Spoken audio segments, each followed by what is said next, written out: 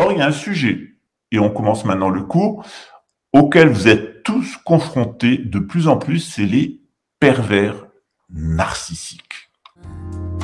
I feel you touch me in the pouring rain, and the moment that you wander far from me, I wanna feel you in my arms again, and you come to me on a summer. L'intégralité du cours d'aujourd'hui, et en règle générale des cours que je donne, est basée sur un enseignement du Bouddha qui s'appelle le Samyutta Nikaya, le Sutra du plan de riz.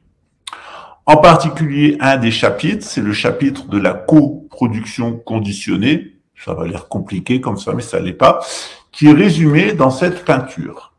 Voilà, on appelle ça une tanka au Tibet. Donc, dans cette tanka, ici, vous avez un résumé de l'enseignement d'aujourd'hui. Voilà, ok. Alors, cet enseignement du Samyutta Nikaya, il est très intéressant parce qu'il nous explique, on va exactement à la racine de la souffrance. Je vais vous rappeler très rapidement ce qui arrive au Bouddha. Le Bouddha, il vit dans une société traditionnelle de 4 castes, mais cette société, donc, est la caste du clergé, qui soigne, qui enseigne et qui exécute les rites. Okay. Il y a la caste de la noblesse qui défend le territoire, qui défend l'ordre public, qui administre les participations collectives, les contributions à la vie collective, c'est ce qu'on appelle les impôts, et la justice pour régler les différends entre les personnes. Puis il y a les producteurs d'aliments, les paysans, et les producteurs de biens qu'on appelle les artisans. Et puis il y a des personnes qui sont pas très bien, qui sont pas capables d'être libres, qui sont pas très bien dans leur tête, parce que ça arrive chez les êtres humains, qui sont pas capables d'être autonomes et qui sont dans la caste populaire. Okay, c'est la caste des salariés, des serviles, des esclaves, en sachant que dans la société indienne, il n'y a pas d'esclaves comme les esclaves noirs qui ont été faits dans le sud des États-Unis ou ici au Brésil, où les esclaves noirs appartenaient à des juifs portugais qui les achetaient aux musulmans d'Afrique et qui ne les payaient pas. L'enseignement du Samyutta Nikaya, il est ici, il explique beaucoup de choses. Cet enseignement, il nous explique notamment ce dont on va parler aujourd'hui, c'est-à-dire de la perversion narcissique. Voilà. Or, il y a un sujet, et on commence maintenant le cours, auquel vous êtes tous confrontés de plus en plus, c'est les pervers narcissique. Alors, pourquoi employer le mot pervers narcissique? D'abord, dans le bouddhisme, on ne dira pas un pervers narcissique. Pourquoi? Parce que Narcisse, ça fait référence à un mythe grec. Qu'est-ce qu'était ce mythe grec de Narcisse? Eh bien, il y a un garçon qui était très, très, très, très beau. Très, très beau. Et un jour, il a croisé son visage dans l'eau.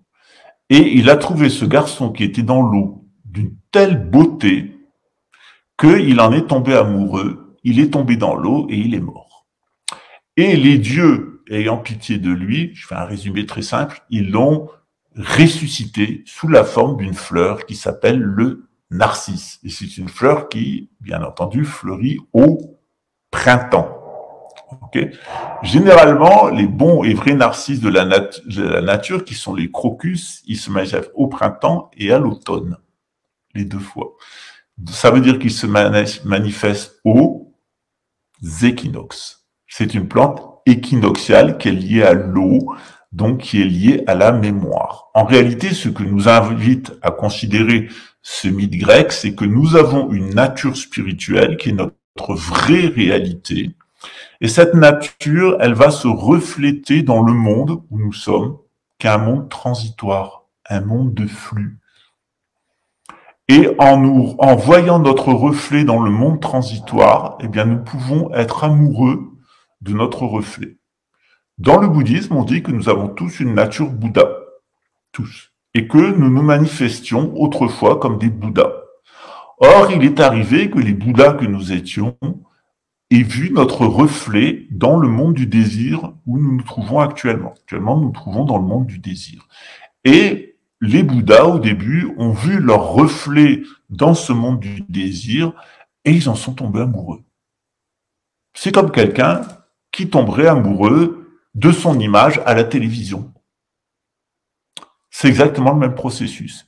La télévision l'absorberait, il oublierait sa nature Bouddha et il vivrait complètement dans le monde virtuel de la télévision en se prenant pour son image télévisuelle, qui n'est en réalité, puisque c'est un enregistrement, que mémoriel. Eh bien, c'est ce qui se passe pour l'intégralité de nous. Nous sommes des Bouddhas, on n'a pas à atteindre l'état de Bouddha, on a réalisé son état de Bouddha, on a s'éveillé à sa nature Bouddha, réalisé qu'on est des Bouddhas et se délivrer de l'illusion d'être autre chose que des Bouddhas. Alors, ça ne veut pas dire qu'on doit avoir un ego de Bouddha, parce que c'est facile de se mettre en posture de Bouddha et dire je suis le Bouddha, je suis le Bouddha, je suis le Bouddha, je suis le Bouddha. C'est pas parce qu'on se dit je suis le Bouddha qu'on va se manifester en tant que Bouddha. On va se manifester sur la base de nos conditionnements. La plupart des gens, à 99,999% des gens qui sont autour de nous, ils se manifestent pas comme des Bouddhas. Ils se manifestent comme des êtres mémoriels. On se manifeste comme des êtres conditionnés. Conditionnés par notre génétique, conditionnés par notre enfance, conditionnés par notre expérience en tant qu'adulte, conditionnés par les mémoires d'existence précédentes. On se manifeste de manière conditionnée. Et ces conditionnements font que nous vivons pas dans l'instant présent. Donc les Grecs, ils avaient découvert ça. Ils avaient découvert que l'être humain, il avait une nature Bouddha. Et que en se contemplant dans le monde du flux mémoriel, eh bien, on a été fasciné par ce qu'on voyait dans ce flux mémoriel et on est tombé dedans. Et on n'arrive plus à en sortir. Dans le christianisme, on nous dit la même chose. On nous dit qu'avant, on avait accès à tous les arbres. On profitait absolument de tout, on était heureux. Et puis un jour, à cause d'un reptile, on est tombé dans le monde de la connaissance du bien et du mal, du passé, qui est un monde mémoriel. Et au lieu de vivre notre état d'Adam, notre état adamique, notre état de Bouddha, dans le bouddhisme, on appelle ça l'état diamantin, l'état de diamant, eh bien, on s'est pris pour notre propre reflet avec du bien et du mauvais qui étaient liés au passé. Comment ça se manifeste en règle générale? Parce que ça, c'est en théorie. Comment ça se manifeste en général? Bien, il y a des gens qui vivent une vie tout à fait normale, plutôt morale, ils respectent la morale religieuse, ils respectent la morale sociale, et puis, de temps en temps, ils peuvent passer par une crise intérieure, une crise de dépression ou une crise de surpression. Ça existe. Il y a la dépression et la surpression. Qu'est-ce que c'est la dépression? C'est quand on est complètement dans le négatif. Complètement. On se souvient comme ça. On est catastrophé. On voit la vie. On voit le verre à moitié vide. Quand on est en surpression, qu'est-ce qui se passe? Eh bien, on voit la vie au positif, on croque la vie à pleines dents, on multiplie les aventures intellectuelles, les aventures amoureuses, les aventures matérielles, les aventures psychiques, etc. On multiplie. On a la soif de vivre. On est en surpression et on s'épuise. Et après, on tombe en dépression. Parce qu'en dépression, eh bien, on va être obligé de retrouver nos réserves intérieures. Si on ne retrouve pas nos réserves intérieures, eh bien, on peut se suicider, on peut rester dans des états dépressifs, on devient une loque humaine, comme dirait Coluche, une loque humaine. Voilà. Et la plupart des gens qui sont autour de nous sont souvent à l'état de loque humaine. Je vous disais tout à l'heure qu'est-ce que c'était Narcisse, c'est ce complexe. Freud, lui, est intervenu de façon qui correspondait bien à l'état de déchéance de la civilisation occidentale. Lui, il a dit aux gens, vous n'avez pas de nature Bouddha, vous n'avez pas de nature adamique. Tout ça, c'est un mensonge des rabbins, c'est un mensonge des lamas, c'est un mensonge des prêtres, c'est un mensonge des imams. Non. Vous n'êtes que des êtres mémoriels. Ce qui vous constitue, c'est votre mémoire. Vous êtes des êtres biologiques. Vous n'êtes que des êtres matériels, vous n'avez pas de dimension spirituelle, vous n'avez pas de dimension Bouddha, pas de dimension Adam, tout ça c'est faux.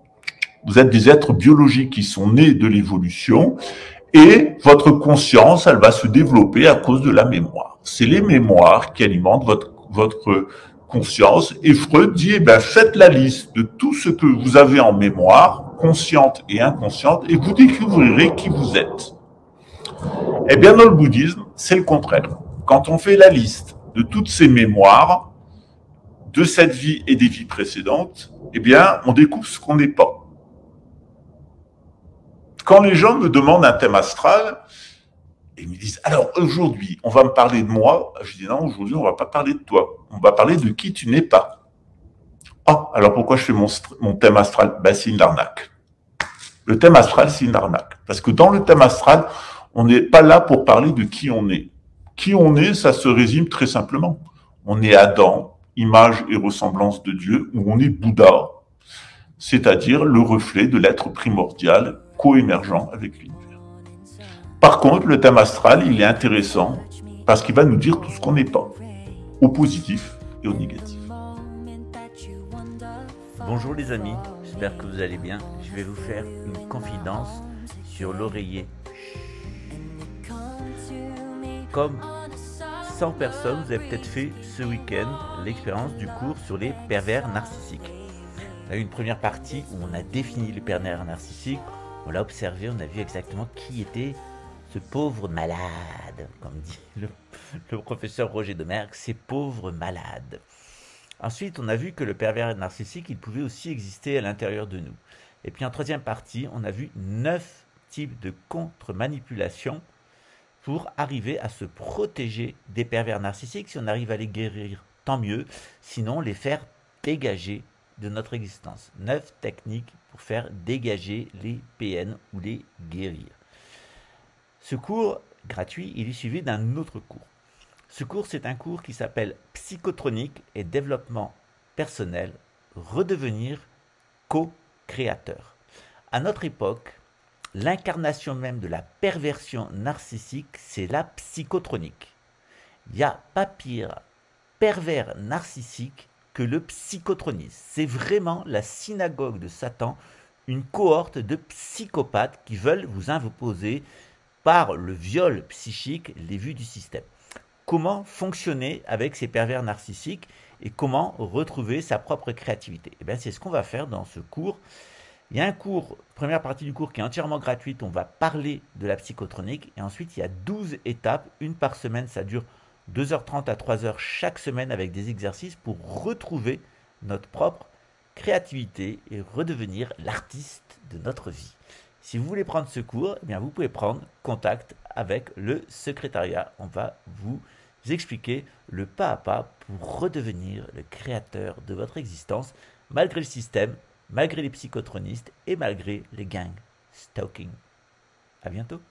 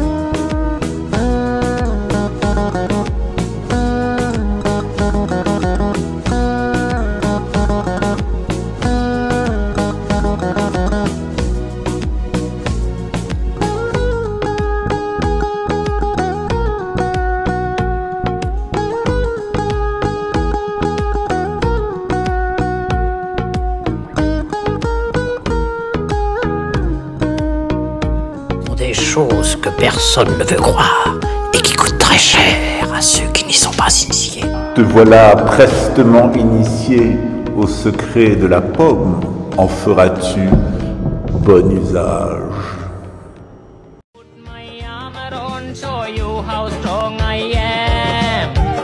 I put my armor on, I'll show you that I am. I'm unstoppable. I'm a posture with no brakes. I'm invincible. I win every single game. I'm so powerful. I don't need batteries to play. I'm so confident.